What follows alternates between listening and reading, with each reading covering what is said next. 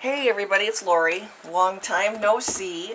I've been missing in action for a while and I want to apologize for that. I feel like I kind of deserted everybody and especially all the people that are subscribing to me. So I'm sorry about that. I just hit kind of a creative wall, and I think maybe because the winter was so long, and I live in Wisconsin, so it was a nasty winter, and summer finally got here and I just did not want to be in the basement crafting. So but I finally got it together and did some new journals because there have been a few people asking me if I'm going to be making any more and putting them in my Etsy shop. So I got 6 new journals done, and I'm gonna just flip through them real quick here for you. I'll probably do this video in 2 parts, so it doesn't end up being too crazy long.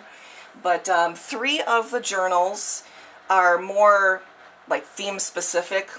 For example, I've got a vintage circus theme here, and that one was done with the Paper Studio Great Circus Company paper pad. And then I also have a nautical theme journal, and that one was done with the Paper Studio Cape Cod paper pack. Really nice vintage papers. I like them a lot. And then, let's see, the other one that is more of a theme specific, this is more of a wedding theme one. It's using the Prima Something Blue collection. And, you know, you don't really have to do a wedding theme with this paper because not all of the papers have something that, you know, reference weddings on them. But I did make this one specifically for a wedding because you never know. I thought maybe a bride-to-be might want one and write down her memories in it. And because a lot of the journaling cards that come with the collection have specific things on them that reference, you know, the bride and wedding vows and things like that. So I will just go ahead and point those out when I'm flipping through this one. And then this one was made with Prima's Time Traveler Memories. And this one is Prima Princess Paper collection. And then the last one will be the Stationer's Desk by Prima.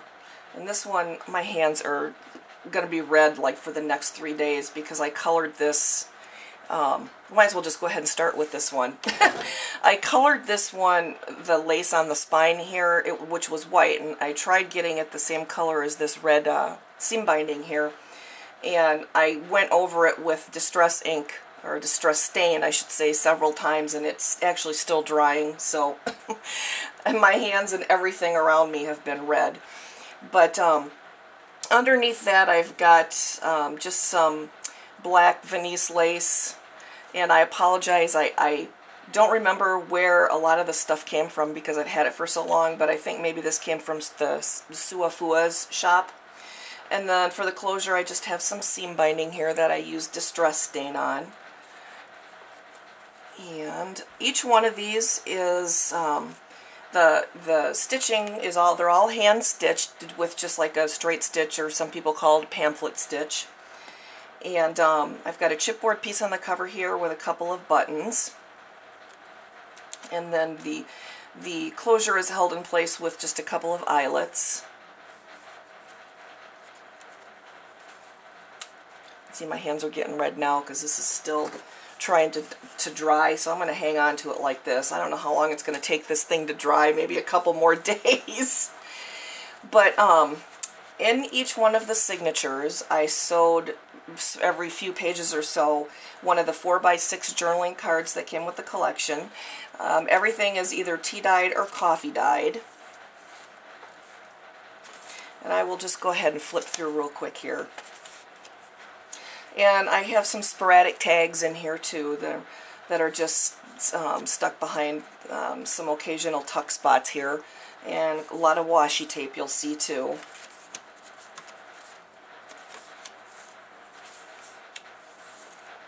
I don't know if we're getting a glare here or not. I think it's looking like it's too bright on my screen here, but I'm thinking the video will probably look okay.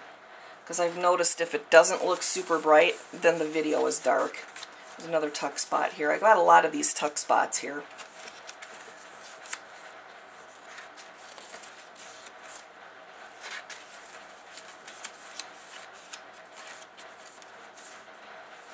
And I used the paper, the 4x6 journaling cards, and the 3x4 size little cards that, ATC cards that came with it, or are they 2x3? Something like that. 2x3 or 3x4.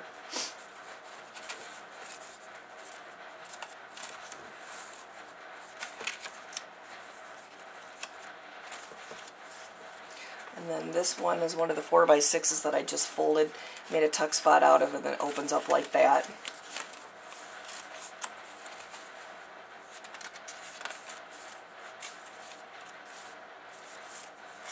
This paper is so pretty.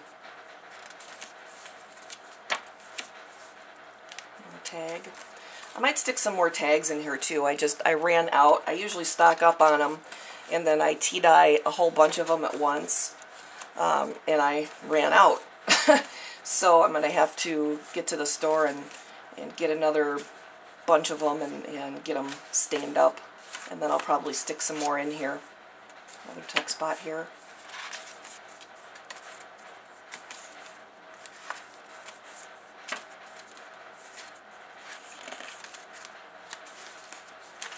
Another little tag here.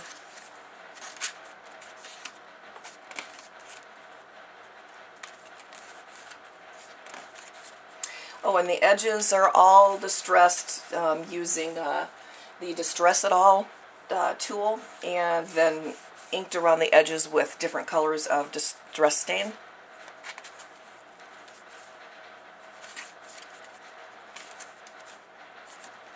And that is that one.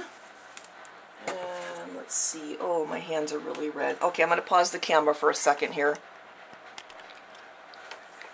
Okay, sorry about that. I am back. I had to clean my hands up a little bit.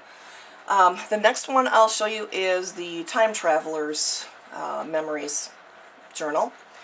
And same thing, binding is the same way on every single one of them. And on this one I just have a couple of different kinds of lace, a couple different colors of lace on the spine, and some distress stained seam binding for the closure, and some eyelets. Chipboard piece on the cover, and again I will just go ahead and flip through it. I love this paper. I think this is probably my favorite one out of all of the ones that I put together. And again, I used a lot of the 4x6 journaling cards and some of the ATC size cards for tuck spots, and some tags are in there as well, and a lot of washi tape you'll see.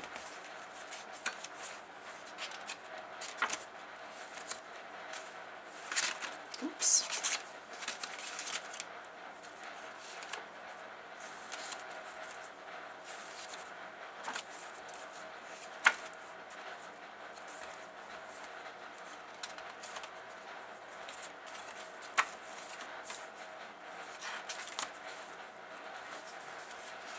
It looks like they used a lot of the same designs that they had in the Tea Time collection for this one, and then just changed the color of them, which is kind of sort of cheating as far as I'm concerned.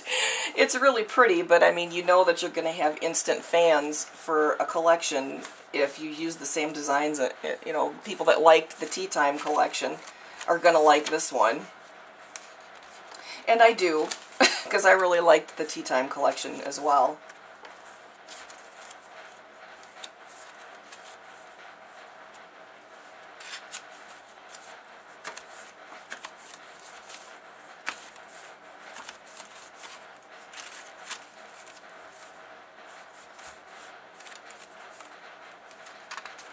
Lots of space in here for writing or pictures if you want to add them, or stick in little mementos.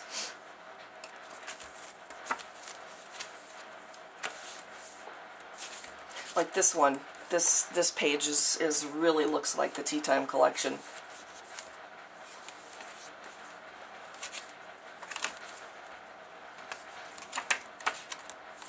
It's just not as pink. It has more tans in it than that collection did. Another tuck spot here. Another one of those flip out 4x6 cards that's you can use to slip something behind.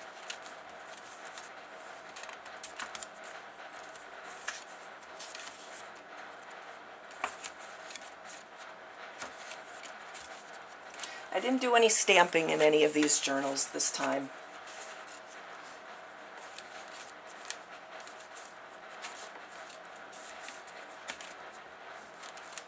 That is that one.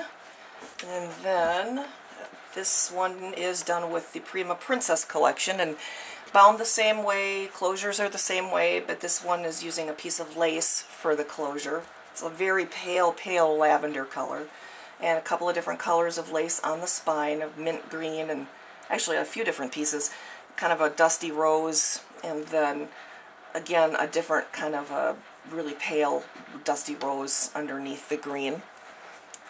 And one of the chipboard pieces, but the chipboard piece is from the Delight collection, I think. What's really nice about Prima is you can mix and match all of their papers for the most part.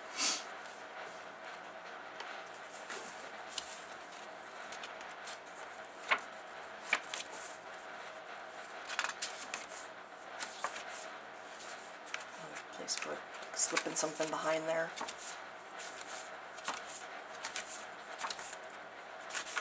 Oops.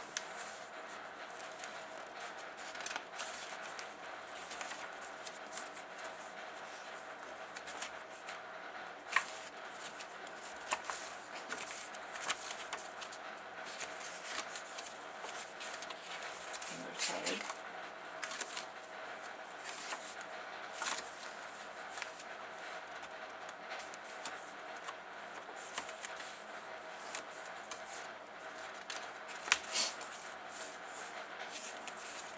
I love this piece of paper. It's so pretty.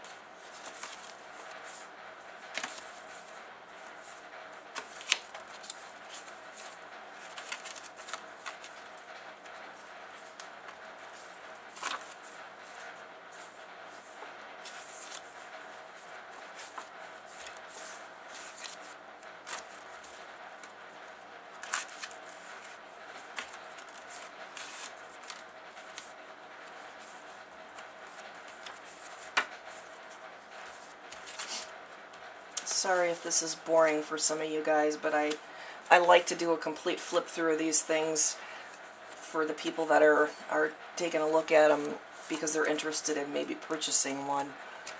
Because you can't take a picture of every single page, so there's just too many. So